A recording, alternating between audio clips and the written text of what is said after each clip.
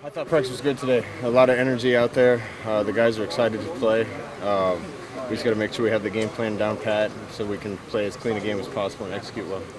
Scott, just to get the elephant out of the room, today Cole Ehrlich came out with a story claiming some things about being promised extra benefits from an anonymous organ booster, making claims he wanted to transfer.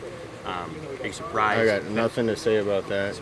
There's a reason everything went down the way it did, and I got nothing to say about Cole. Have you ever had any? I got nothing to say about Cole. What about with their DBs, the press coverage they play, and with your inexperienced wide receivers? How do you see them going up against that kind of physicality? Well, it's going to be a challenge for our young guys, especially. They've got two really good corners. They do a great job of coaching their corners, and they're going to press us the entire game, and so it's basically one-on-one on the outside. So it's a big challenge for our outside guys to try to win. Coach, is their defense, do they remind you of someone else you see in the conference on a regular basis? No, there's really nobody like them in our conference. Our conference has kind of gone to a lot of 3-4 teams, some hybrid teams.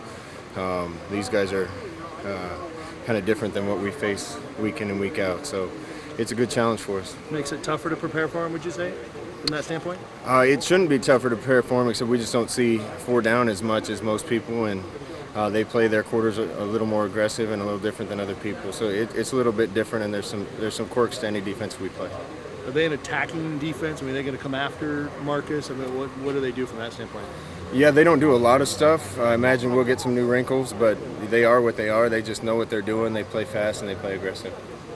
The comparisons to Stanford, are they inaccurate? It seems like everybody wants to compare Michigan State to Stanford. I think the only comparison, the only similarity really is that they're both really physical teams.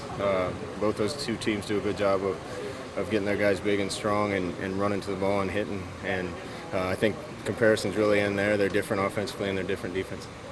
Charles Nilsson obviously made an impact on special teams. How's he progressing in your offense? Do you think he'll have a role at some point? Yeah, Charles has a bright future here. He's still learning, but he's doing a great job picking it up. So I imagine he'll keep getting more and more reps. You put obviously 60-plus points on the board in the first game. Or generally speaking, were you happy with how the offense clicked Saturday?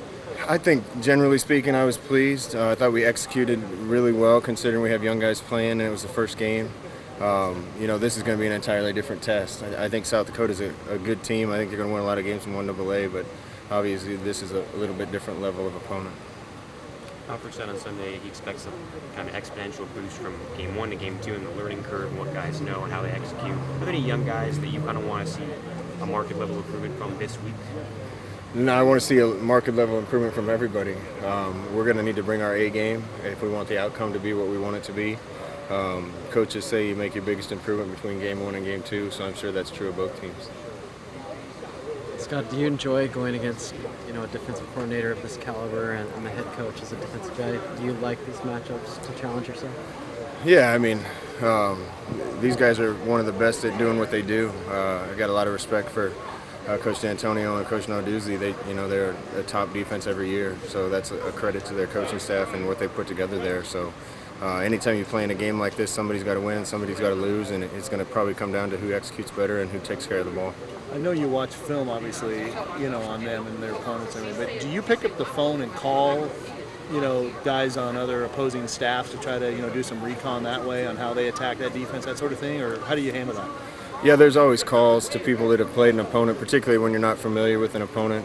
So I'm sure they've talked to people that played us. We've talked to a few people, but you really don't learn a lot. And most of what you need to learn, you learn from watching the tape, and most of the tips we saw on film anyway. What have you seen on film from defensive lineman Shalik Callum? Shalik's a good player. The best players are guys that impact games and they make splash plays, and he definitely shows up all the time with big plays. So we definitely have to account for him, have to do a good job on the edge, and take care of him.